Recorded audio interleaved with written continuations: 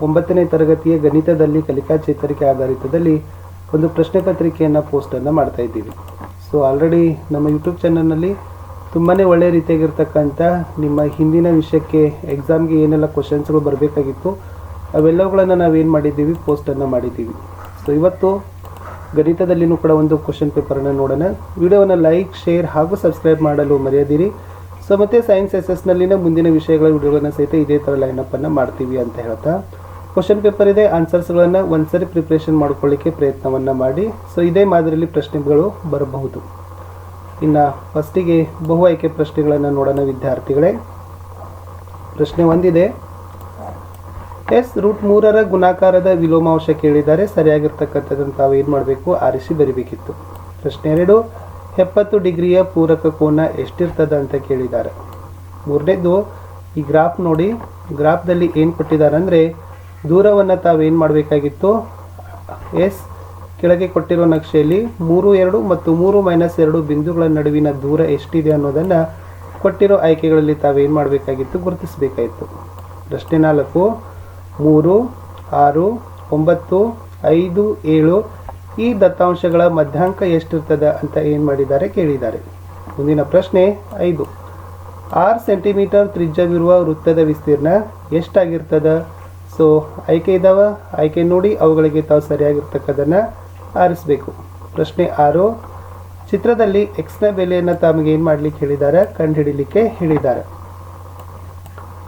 ಇಲ್ಲಿ ಈ ಎಕ್ಸ್ ಇದೆಯಲ್ಲ, ಈ ಕೋನ ಎಷ್ಟಿರ್ತದೆ, ಇದು 70 ಡಿಗ್ರಿ ಇದೆ, ಇದು 50 ಡಿಗ್ರಿ ಇದೆ. ಹಾಗಾದರೆ ಎಕ್ಸ್ ಎಷ್ಟು ಕೋನ ಅಳತೆಯನ್ನು ಹೊಂದಿರ್ತದೆ ಅಂತ ಕೇಳಿದ್ದಾರೆ. 9ನೇ ಪ್ರಶ್ನೆ, P in the bracket x is equal to 5x - 3 ಆದರೆ P in the bracket 2 the ಬೆಲೆ ಎಷ್ಟಾಗಿರ್ತದೆ ಅಂತ ಕೇಳಿದ್ದಾರೆ. ಸೊ ಉತ್ತರಗಳನ್ನು ತಾವೇನು ಮಾಡಬೇಕಾಗ್ತದೆ, ಕೊಟ್ಟಿರೋ ಆಯ್ಕೆಗಳಲ್ಲಿ ಗುರುತಿಸಬೇಕಾಗ್ತದೆ. ಪ್ರಶ್ನೆ 8, ಒಂದು ಕುಂದಿಲದ ದಾಳವನ್ನು ಉರುಳಿಸಿದಾಗ ಘನಸಂಖ್ಯೆ ಬೀಳತಕ್ಕಂಥ ಸಂಭವನೀಯತೆಯನ್ನು ತಾವೇನು ಮಾಡಬೇಕು, ಕಂಡನ್ನು ಹಿಡಿಬೇಕಾಗ್ತದೆ. ಇಷ್ಟು 8 ಪ್ರಶ್ನೆಗಳು ಏನಾಗಿತ್ತಪ್ಪ ಅಂತಂದರೆ ಬಹು ಆಯ್ಕೆ ಪ್ರಶ್ನೆಗಳಾಗಿತ್ತು. ಇನ್ನು ಒಂದು ವಾಕ್ಯದಲ್ಲಿನೇ ಒಂದಕ್ಕೆ ಒಟ್ಟು 8 ಪ್ರಶ್ನೆಗಳಿರ್ತಾವಲ್ಲ, ಅದರಲ್ಲಿ ಯಾವೆಲ್ಲ ಕ್ವಶನ್ಸ್ಗಳಿದ್ದಾವೆ ಅಂತಂದರೆ ಪ್ರಶ್ನೆ 9, ವೃತ್ತದ ಅತ್ಯಂತ ದೊಡ್ಡ ಜಾವನ್ನು ಹೆಸರಿಸಬೇಕಿತ್ತು.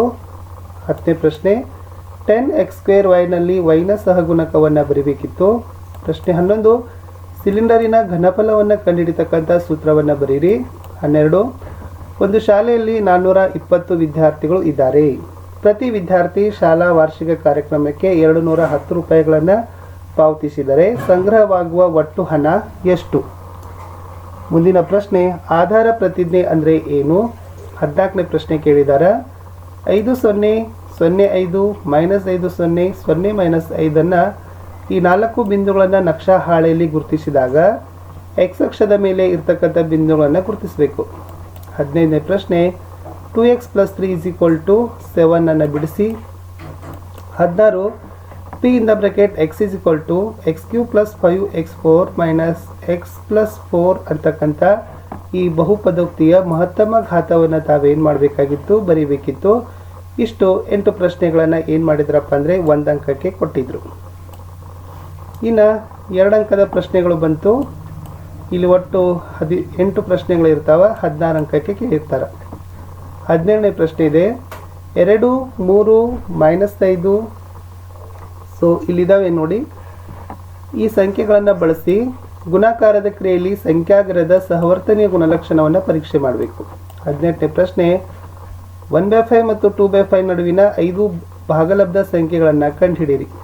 19, ಚಿತ್ರದಲ್ಲಿ AX ಲಂಬ BY, AX ಸಮ BY ಆದರೆ ಎಸ್ ತ್ರಿಭುಜ APX ಸರ್ವಸಮ ತ್ರಿಭುಜ BPY ಅಂತ ಏನು ಮಾಡಬೇಕಿತ್ತು, ಸಾಧಿಸಬೇಕಿತ್ತು.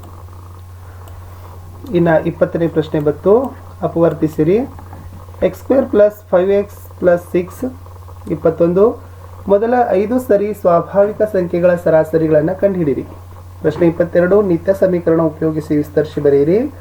16x² - 25y² ಅಥವಾ ನಿತ್ಯ ಸಮೀಕರಣ ಉಪಯೋಗಿಸಿ ಬೆಲೆ ಕಂಡುಹಿಡಿಯಿರಿ. 98². 23, ಒಂದು ತ್ರಿಭುಜಾಕಾರದ ಜಮೀನಿನ ಬಾಹುಗಳು 3 ಮೀಟರ್, 4 ಮೀಟರ್ ಮತ್ತು 5 ಮೀಟರ್ ಇದ್ದರೆ ಜಮೀನಿನ ವಿಸ್ತೀರ್ಣವನ್ನು ಹೆರಾನ್ ಸೂತ್ರದ ಸಹಾಯದಿಂದ ಕಂಡುಹಿಡಿಯಿರಿ. ಅಥವಾ ತ್ರಿಜ್ಯ 7 ಸೆಂಟಿಮೀಟರ್ ಇರುವ ಒಂದು ಗೋಳದ ಮೇಲ್ಮೈ ವಿಸ್ತೀರ್ಣ ಕಂಡುಹಿಡಿಯಿರಿ. 24 8 ಸೆಂಟಿಮೀಟರ್ ಉದ್ದದ ರೇಖಾಖಂಡವನ್ನು ರಚಿಸಿ ಅದನ್ನು ಅರ್ಧಿಸಿರಿ ಅಂತ ಏನು ಮಾಡಿದ್ದಾರೆ, 2 ಅಂಕಕ್ಕೆ ಕೇಳಿದ್ದಾರೆ. ಇನ್ನು 3 ಅಂಕದ ಪ್ರಶ್ನೆಗಳನ್ನು ನೋಡೋಣ ವಿದ್ಯಾರ್ಥಿಗಳೇ. ಇಲ್ಲಿ 25ರಿಂದ 3 ಅಂಕದ ಪ್ರಶ್ನೆಗಳು ಬರ್ತಾವೆ. ಒಟ್ಟು 9 ಪ್ರಶ್ನೆಗಳಿರ್ತಾವೆ. ಇದನ್ನು P/Q ರೂಪದಲ್ಲಿ ವ್ಯಕ್ತಪಡಿಸಬೇಕಿತ್ತು. ಛೇದ ಅಕರ್ಣಿಸಿ ಸುಲಭ ರೂಪಕ್ಕೆ ತರಬೇಕಾಗಿತ್ತು. 1/√3 + √2 ಅಥವಾ ಸಂಕ್ಷೇಪಿಸಿ √2 56 - √64 - 3√512 - √4 ಅಂತಕ್ಕದ್ದನ್ನು ಕೊಟ್ಟಿದ್ದಾರೆ. ನೆಕ್ಸ್ಟ್ ಇಲ್ಲಿ ಎಕ್ಸ್ನ ಬೆಲೆಗಳನ್ನು ಕಂಡುಹಿಡಿಯಲಿಕ್ಕೆ ತಮಗೆ ಏನು ಮಾಡಿದ್ದಾರೆ ಕೊಟ್ಟಿದ್ದಾರೆ. ಸೊ ಚಿತ್ರ ನೋಡ್ಕೊಡ್ರಿ. ಅಥವಾ ಇದೇ ಪ್ರಶ್ನೆಯಲ್ಲಿ ಇನ್ನೊಂದು ಸಹಿತ ಅವ್ರು ಕೊಟ್ಟಿದ್ದಾರೆ. ಈ ಚಿತ್ರದಲ್ಲಿ PQ ಮತ್ತು L ರೇಖೆಗಳು ಸಮಾಂತರ ರೇಖೆಗಳಾದರೆ ಎಕ್ಸ್ನ ಬೆಲೆಗಳನ್ನು ಕಂಡುಹಿಡಿಯಿರಿ. 28 2x + y = 5 ರೇಖಾತ್ಮಕ ಸಮೀಕರಣಕ್ಕೆ ನಕ್ಷೆಗಳನ್ನು ರಚಿಸಿ. ಅಥವಾ 29ರಲ್ಲಿ a + b + c = 9, a² + b² + c² = 35 ಆದರೆ ab + bc + ca ನ ಬೆಲೆಗಳನ್ನು ಕಂಡುಹಿಡಿಯಿರಿ. ಅಥವಾ x + y + z = 0 ಆದರೆ x³ + y² + z² = 3abc ಅಂತ ಸಾಧಿಸಿ. 30 ಸಮಾಂತರ ಚತುರ್ಭುಜದ ಪಾದ ಮತ್ತು ಎತ್ತರಗಳ ಅನುಪಾತ 3:2 ಮತ್ತು ವಿಸ್ತೀರ್ಣ 150 ಮೀಟರ್² ಇದ್ದರೆ ಪಾದ ಮತ್ತು ಎತ್ತರ ಕಂಡುಹಿಡಿಯಿರಿ. ಅಥವಾ ಚೌಕಾಕಾರದ ತೋಟದ ವಿಸ್ತೀರ್ಣ 3600 ಸೆಂಟಿಮೀಟರ್² ಆದರೆ ತೋಟದ ಸುತ್ತಳತೆಗಳನ್ನು ಕಂಡುಹಿಡಿಯಿರಿ ಅಂತ 30ರವರೆಗೆ ಕೇಳಿದ್ದಾರೆ. 31ನೇ ಪ್ರಶ್ನೆ ಬಂತು. ಒಂದು ಸಿಲಿಂಡರಿನ ಆಕಾರದ ಪಾತ್ರೆಯ ಪಾದದ ಪರಿಧಿ 132 ಸೆಂಟಿಮೀಟರ್, ಎತ್ತರ 25 ಸೆಂಟಿಮೀಟರ್ ಆದರೆ ಅದರಲ್ಲಿ ಹಿಡಿತಕ್ಕಂಥ ನೀರಿನ ಪ್ರಮಾಣವನ್ನು ಲೀಟರ್ಗಳಲ್ಲಿ ಕಂಡುಹಿಡಿಯಿರಿ. ಮುಂದಿನ ಪ್ರಶ್ನೆ. 2 ನಾಣ್ಯಗಳನ್ನು 30 ಬಾರಿ ಏಕಕಾಲದಲ್ಲಿ ಚಿಮ್ಮಲಾಗಿದೆ. ಪ್ರತಿ ಸಂದರ್ಭದಲ್ಲಿ ಬಿದ್ದ ಸಿರೆಗಳ ಸಂಖ್ಯೆಯನ್ನು ಈ ಕೆಳಗಿನ ಕೋಷ್ಟಕದಲ್ಲಿ ನೀಡಲಾಗಿದೆ. ಆವೃತ್ತಿ ವಿತರಣಾ ಕೋಷ್ಟಕವನ್ನು ರಚಿಸಿ.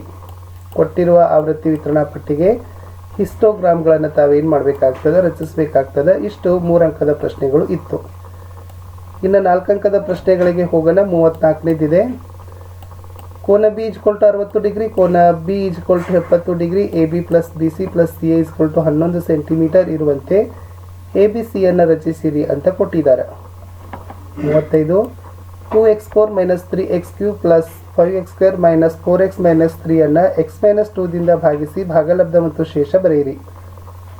ax - 4y + 10 = 0 ನಕ್ಷೆ ಮೇಲೆ 3, 4 ಇದ್ದರೆ a ನ ಬೆಲೆಗಳನ್ನು ಕಂಡುಹಿಡಿಯಿರಿ.